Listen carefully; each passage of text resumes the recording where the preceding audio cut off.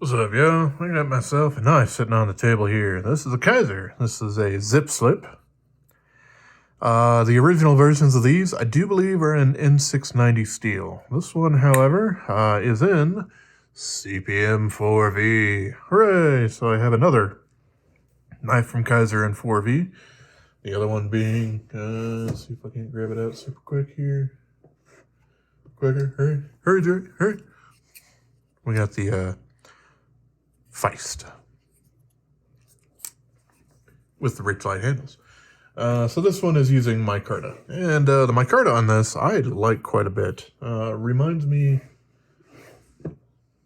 should keep that open, of the same kind of Micarta that we're using on the PPY, which that's a really good knife too. But this one locks, and it's apparently just a little bit loose on the pivot at the moment. I hope that's what that. Yes. Okay. I will tighten that up later. Sorry about that. Yeah, so this is a Kizer ZipSlip. We can see we have basically kind of a saberish grind kind of going on here.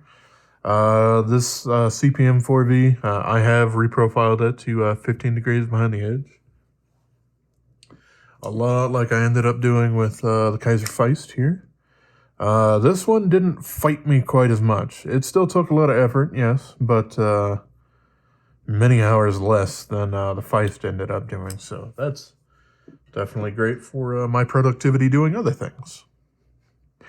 This is a slip joint here, but nice deep carry pocket clip that's also inset with flush screws. Chef's kiss. It's the way that should be. The pocket clip works out quite well, very low profile there. I don't have any problems with the 3-finger grip that I have on the back there. And of course, it's got a full and Spyderco style safe finger choil up there that you can get a nice full 4-finger grip on there. So that's pretty cool. It does have a kind of half stop. It's a little bit further forward. For me, I would really appreciate just a standard half stop, just from the nerves perspective. If you're trying to close it, then that's kind of what you expect it's going to happen. But yeah, whatever. But this one has a nice hole cutout. That's not too bad to end up opening one-handed. It is not anywhere near a flick openable knife, because you are definitely fighting with that backspring there. But you can open it up quite easily. So there is definitely that. This one is made by Michael Vagnino. You know, the first time I read that, whatever. I read it as Vagnino, and I'm pretty sure that's not how you pronounce their name. But okay, so yeah, I'm liking this thing quite a bit. As you can see here, this top piece isn't actually the backspring, and you can see it's not moving at all. And you can see, if I shine a light on here, yeah, you can see the backspring for it is basically sandwiched in between there. And then, of course, it's mounted on both of these screw things back here. The action on this thing is really, really good. Obviously, this isn't using bearings unless something super crazy was to happen. I have not taken this apart. I did remove basically the pocket clip and this back scale, and then saw kind of the rest of what was going on in there and decided against it. And I'll do that here at the end of the video here, but yeah, I don't think I'm going to fully disassemble this. But hey, like I said, I mean, this thing is super nice and silky smooth all the way around. I did put just a little tiny bit of some lubrication in there, kind of one of the heavier weight sort of things to make it stick around just a little tiny bit. Just because I do like the tang of my blades to have a little bit of lube on them when they're running against a backspring like that.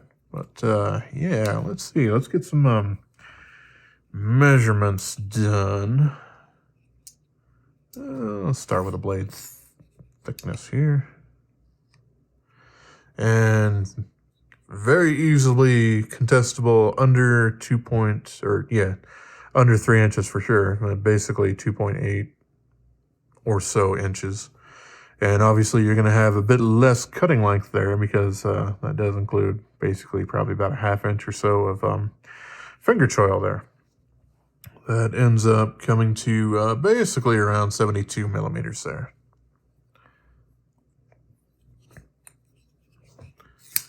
Let's go ahead and check some thickness on this one. This one is probably a little thicker than you're used to with slip joint here. So yeah, 0.46. And y'all saw the millimeters that was there beforehand. But obviously this thing is contoured and yeah, just really made for a little bit more EDC substantial hold to it. I will say that the spring on it isn't super duper strong. You know, obviously if you can kind of swivel that open, then it's not going to be quite as strong as some others there. And in this particular case, I don't know of a great way you would be able to adjust that unless you really wanted to disassemble the whole thing and probably try to put just a little bit more tension on that, and hopefully everything still worked.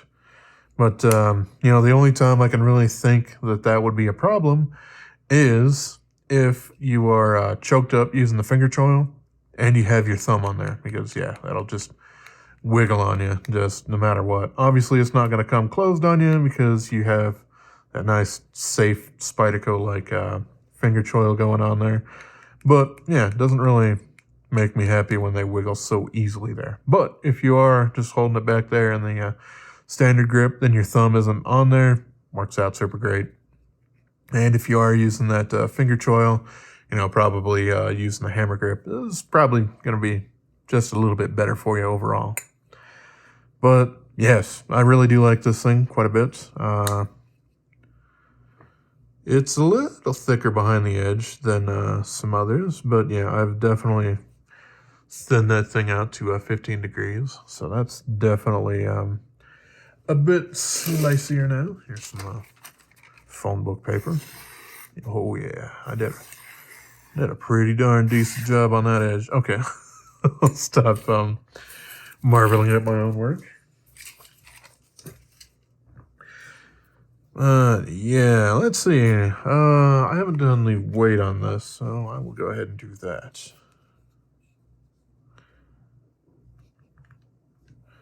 Starting with ounces, we have 3.325 ounces, or just under 94.5 grams. So, not the absolute lightest thing, but hey, this thing is a lot more comfortable than your standard tiny little slip joints. That being said, I should probably do some size comparisons here. And I'm not going to do the standard Benchmade and Ontario and all that sort of stuff because, well, this is a slip joint. So I will start out with the Boker Range Buster there, because that's a fairly common size going on there. This is called Steel Lucky one. Obviously, that's a lot smaller. Let's see. We have the Real Steel Luna, which is a very, very, very popular slip joint. And they've even made a couple of locking versions rather recently. But yeah, it's a little bit bigger than that. This one has the opposite of the stops being in different places besides dead center.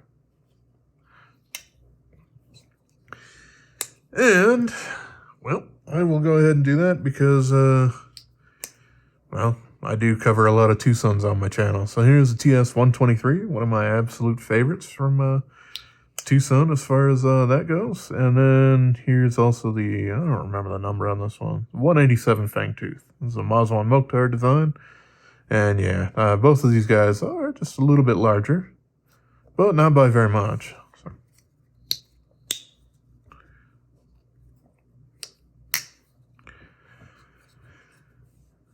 Yeah, I am happy to have another piece in my collection here with 4V on it. And yeah, really happy with the way the Micarta feels on this one.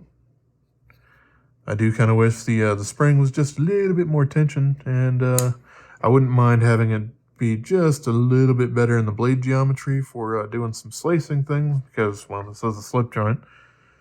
And, you know, not all of them need to be just dainty light use, but I would like to have, you know, just a little bit more more everyday kind of thing. So maybe just a little bit thinner behind the edge there.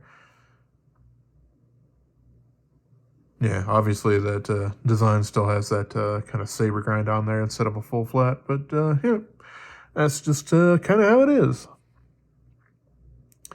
So yes, I will go ahead and pop open a little bit here on the back so we can get a peek on kind of what's going on the inside-ish of it.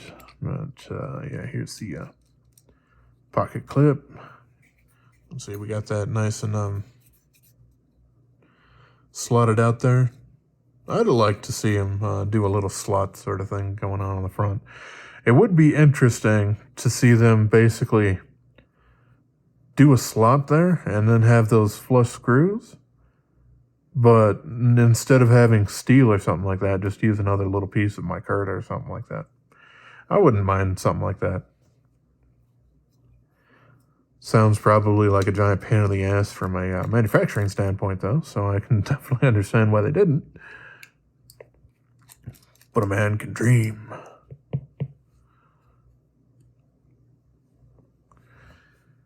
Alrighty, so there was those, and those are T6, and then we got pivot screw here.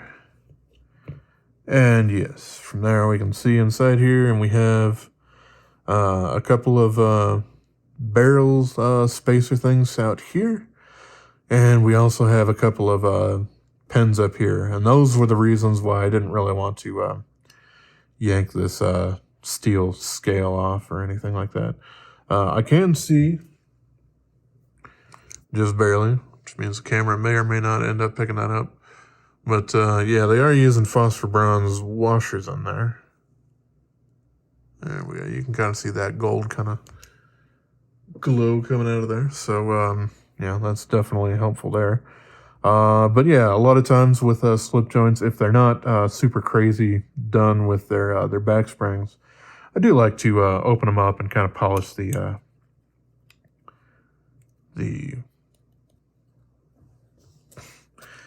those washers on there. Yeah, that was weird. Jeez. It's almost 4 in the morning at the moment, so apologies for that. But, I mean, with how smooth this thing is, I don't really think I need to worry about that no matter what. So I'm happy with just having this exist in its non-taken apart state until, you know, at which time, many years from now, maybe it will need to be taken apart. And at that point, I will force myself to do that.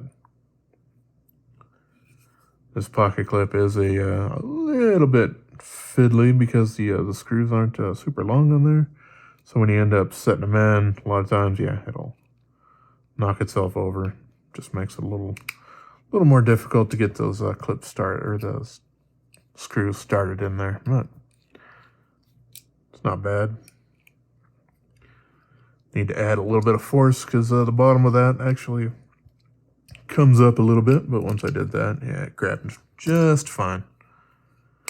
So yeah, that's the Kizer ZipSlip. They do make this in quite a few different models, but this one with the Micarta is the only one that they're using a CPM-4V